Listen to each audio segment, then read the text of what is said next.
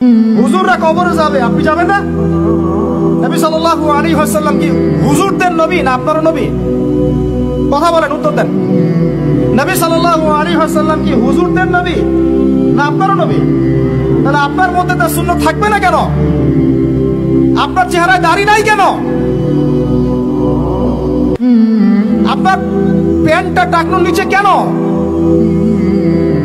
কেন আপনি নবী সাল্লাল্লাহু আলাইহি ওয়াসাল্লামের জীবনী সারা জীবনও একবার পড়ে দেখতে পারলেন না?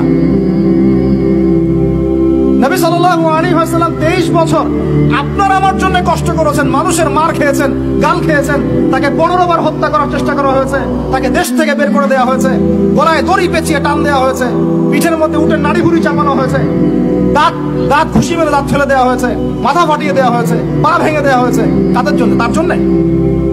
তা আপনি আমি কেন তার জীবনী পড়ে দেখলাম না কখনো? কেন আপনার চেহারায় দাড়ি থাকবে না, আমার চেহারা দাড়ি থাকবে না? কেন আমাদের প্যান্ট টাকনুর নিচে উপরে থাকবে না? কেন আমাদের কথাবার্তা, চাল চলন, খাওয়া দাওয়া, ইস্তেঞ্জা করা, নামাজ পড়া, প্রতিটা অ্যাক্টিভিটি সুন্নাহ মাফিক কেন হবে না? এটা আপনাকে হুজুরকে শেখাতে হবে কেন? এটা তো আপনার দায়িত্ব, শেখা নিজের দায়িত্ব। আল্লাহর রাস্তায় বের হতে আপনাকে বলতে হবে কেন? নিজের তাগাদা থেকে আপনি বের হবেন।